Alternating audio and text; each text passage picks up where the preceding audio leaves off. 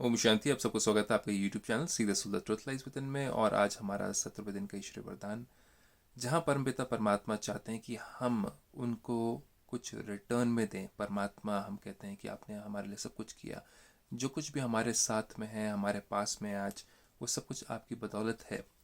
तो परमात्मा कहते हैं कि मैंने तुम्हें प्रेम दिया, तुम्हें सुख दिया, तुम्हें शांति दी, तो फिर उसके बदले में तुम मेरे लिए क्या कर सकते हो।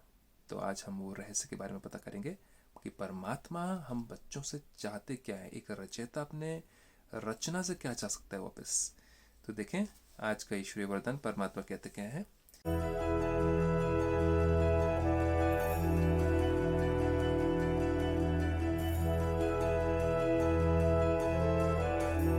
हेडिंग में परमात्मा कहते हैं, स्नेह के रिटर्न में परमात्मा ने स्नेह दिया, तो स्नेह के रिटर्न में स्वयं को टर्न करने वाले मतलब परिवर्तन।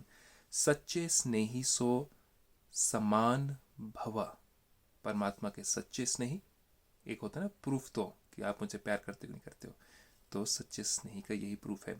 परमात्मा कहते हैं विस्तार में, बाप का बच्चों से अति स्नेह है। वो तो है परमात्मा का हम बच्चों से अति स्नेह। हम बच्चे मतलब कौन? शारीरिक नहीं, आत्मिक हम बच्चे हैं उनके।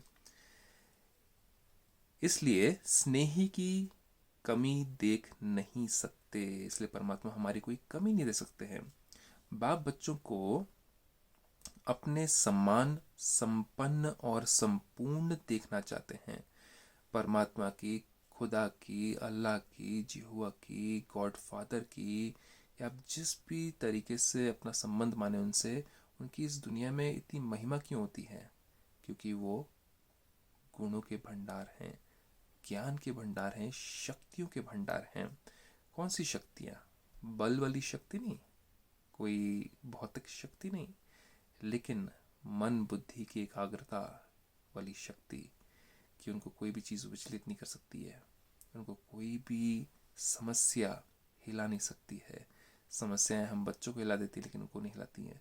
इसलिए परमात्मा कहते हैं कि मैं तो ज्ञान दाता हूँ, जानी जाननहार हूँ, कि मुझे पता है कि अब भविष्य में इस दुनिया में होने क्या वाला है।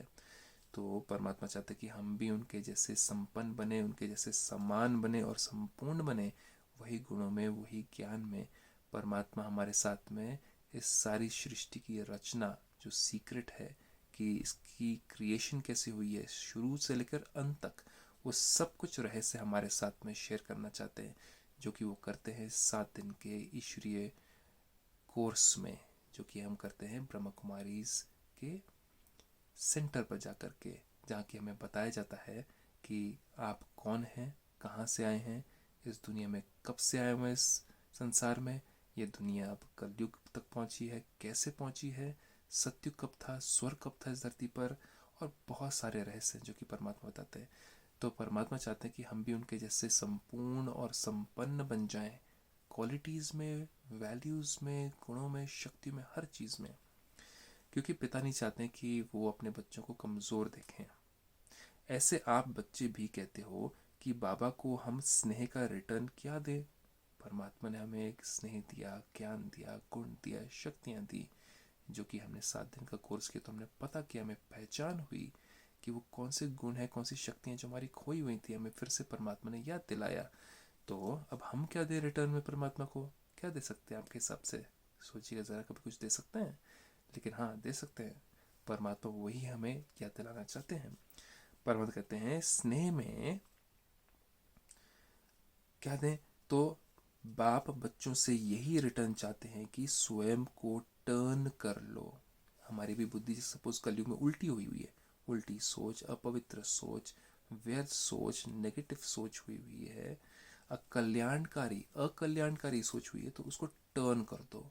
अकल्याणकारी की जगह कल्याणकारी सोच, नेगेटिव की जगह पॉजिटिव सोच, अपवित्र की जगह पवित्र सोच, व्यर्थ सोच की जगह समर्थ सोच, कि कैसे इसको इम्प्रूव किया जाए, कैसे आगे बढ़ाया जाए, कैसे अन्य आत्मा को शांति और सुख दिया जाए। स्नेह में कमजोरियों का त्याग कर दो।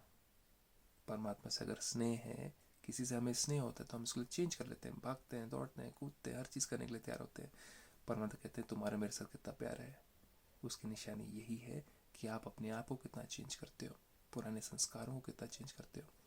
फिर बाबा कहते हैं भक्त तो सिर उतार कर रखने के लिए तैयार हो जाते हैं। काशी कलवट जिसको कहा जाता है, काशी में पहले एक कुआं था जहाँ पर एक बहुत तेज धार वाली तलवार थी और नीचे शिवलिंग हुआ करता था। और भक्त कहते थे, सोचते थे कि अगर हम काशी में कलवट लगाते कि हम उस तलवार के ऊपर अगर हम अपने आप को निछावर कर दे, तो वो परमात्मा कह रहे हैं कि भक्त तो सिर उतार कर रखने के लिए तैयार हो जाते हैं, कि अपना गला काटने के लिए भी तैयार हो जाते हैं। लेकिन परमात्मा कहते हैं निछावर होने का मतलब अपने आप को मार डालने का मतलब ये नहीं।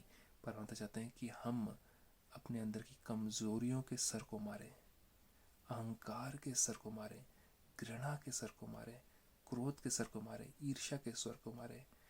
तो काम क्रोध लोभ मोह अहंकार, काम क्रोध लोभ मोह अहंकार, lust anger greed ego attachment एक स्त्री के अंदर भी है, 5 सर हो गए, और एक पुरुष के अंदर भी है, 5 सर हो गए।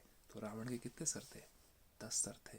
यही उसका प्रतीक है कि स्त्री के अंदर भी काम क्रोध लोभ मोह अहंकार है और एक पुरुष के अंदर भी काम क्रोध लोभ मोह अहंकार है। तो 10 सर निकल आते हैं। तो परमात्मा कहते हैं आप शरीर का सर नहीं उतारो, लेकिन रावण का सर उतार दो।